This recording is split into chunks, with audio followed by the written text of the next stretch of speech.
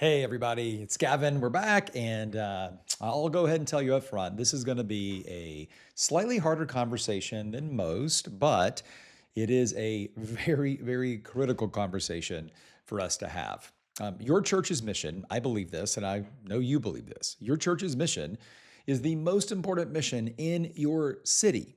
I mean, everything, and therefore everyone involved in your church's mission either adds to its success or detracts from it. I mean, every program, every purchase, every individual, every job description, right? Every volunteer, nothing is neutral. They're either adding to the mission or they are creating an obstacle, making it harder, maybe making it go just a little bit slower. So we could talk about the things, we talk about programs and all that all the time. Today, let's talk about that person who is a little bit more detraction than addition. And this is the hard part of the conversation. I bet a lot of you have a name in your head right now. A person on your staff who is, and they're just not going to make it on your team long term. And you've known it for a while. And every week, right, you find one more reason to wait and not have the hard conversation. And listen, I'm not here to pile on at all. Okay. I held on to the wrong person too long, more than once in my 13 plus years of leading a church. And when I think about it and expand it to my marketplace business days, my kind of church plant support days, I've been in this space for a long time and leadership space for a long time. And this is not a church issue. It's just an issue. It's a people issue. It's hard to have these conversations and it's hard to deal with it, even when we know we need to deal with it. Now, if you work at a business and you don't want to deal with it, well, okay. But your mission is just not the church's mission. And this mission, the church mission, it is so critical. It's the most important mission in the world. So we have to lead it as if that's true. So let's just have an honest conversation, kind of leaders to leaders, okay? We'll just pretend we're sitting here over a cup of coffee, having the hard conversation. Here's the thing about waiting. When you know you need to have the conversation, we tend to dress it up in spiritual language. We tend, as pastors, we tend to call it grace. We call it patience. We tell ourselves that we are giving them one more season to just turn the corner. In fact, we'll even convince ourselves that they're right on the cusp of being the perfect fit. And you know what? Maybe that's true. And it certainly feels very pastoral to say all those things, which is exactly why it is so hard to see the reality of this situation clearly. But let's just kind of be honest about what's actually happening. Okay. The conversation that you need to have is going to be hard. Tears are probably going to be shed, maybe by you as well. The person on the other end of this conversation, they may get angry. They may get really angry, and they have a family. They have a mortgage. They have a seat in the church that they love, right? So we wait and we hope it resolves on its own. We hope that they sense it and maybe that they'll even leave first, right? But that almost never happens. And here's the part that I had to sit with about my own leadership for a very long time. While I was waiting to have these hard conversations, right, I had quietly decided, and this is hard to say, but it's true, that my own comfort was worth more than everyone else's clarity. And that's hard to say about myself. It's probably maybe hard to admit about yourself, but it's important to name it because when we can name what we're really facing, and what we're really facing is discomfort, then that's where maybe some positive change can begin to happen. So there's a difference, right, between a fit problem and a performance problem. Let's think about this because if you feel like you need to have a hard conversation, let's make sure that that's what needs to happen. There's a difference between a person who isn't a good fit versus someone who isn't performing well in their seat on your church bus, your organizational bus, to use Jim Collins's metaphor. The problem is that most of us in leadership treat these two problems the exact same way, but they are not the same problem. So think about this. A performance problem, that can be coached. Like if you have a person that is in the right seat, and think about it this way, they have the gifting, they have what they need to be successful internally. What they really need, though, is clarity. They need feedback and they need a real development plan. Like if you have not given them that, you really do not have a release decision yet. What you have is a leadership gap. And the work that needs to be done, that work is on you first. Now, that's a performance problem. On the other side of this is a fit problem, and a fit problem is different. That is a good person that is just in the wrong seat, or, and this is important, maybe even on the wrong bus entirely. And no amount of coaching is going to close the gap because the gap is not effort, it's not job description, it's not what they do, it is how they go about doing what they do. This is more about calling and design in the organization and how just your leadership has created the culture and how your lead team has created the culture. So you can run a fit problem through coaching cycles, right? For years. Think about this. Like if there's a cultural misfit, there's a fit problem. You can run performance improvement plans and coaching cycles and development plans for years.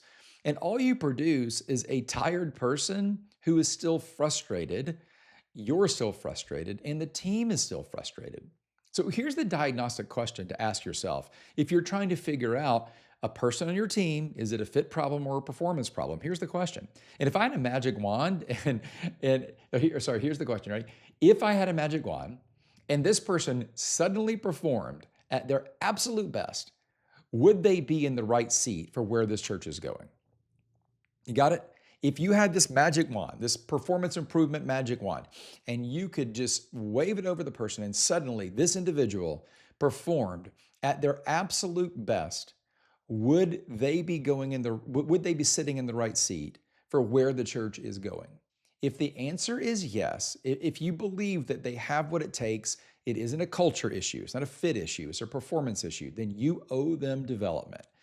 If the answer is no, if this individual had all the skill, was doing the job description was getting done 100% perfectly, but it still would not be working, that's a no. And here's the reality. If that's true, you're not facing a performance problem with this person. You are facing a fit problem.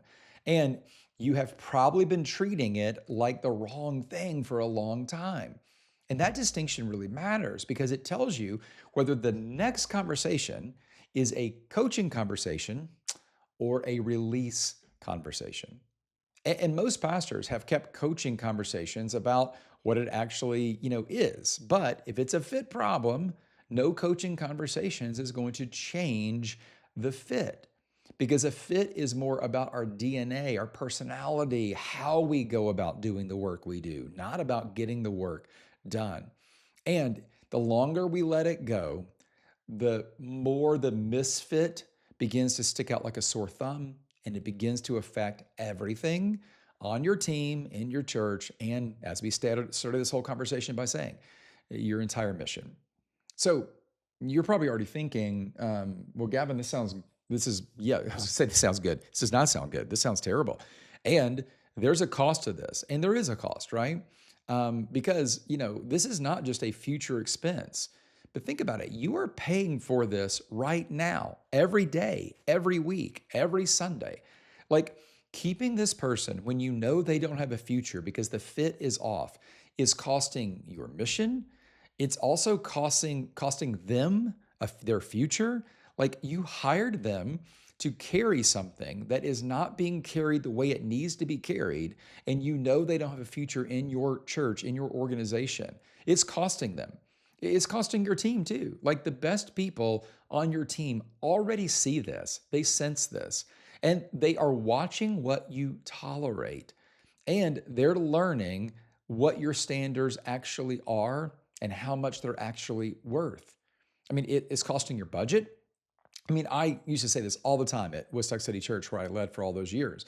Like every dollar of their salary, of any expense, by the way, every dollar that is spent was given to you by someone who believed it would advance the mission. If you are spending sacred money to delay a hard conversation, then you're not leading as well as you should be. And you know what? And I mentioned this earlier, but I don't want to just gloss over it. I think it costs this person on the other side of the conversation most of all. I mean, they are stranded in a seat that was never really theirs in the first place. And you know what? They're feeling kind of this maybe cold drift of being worked around and no one will tell them the truth. They're going home frustrated every day. You're going home frustrated every day.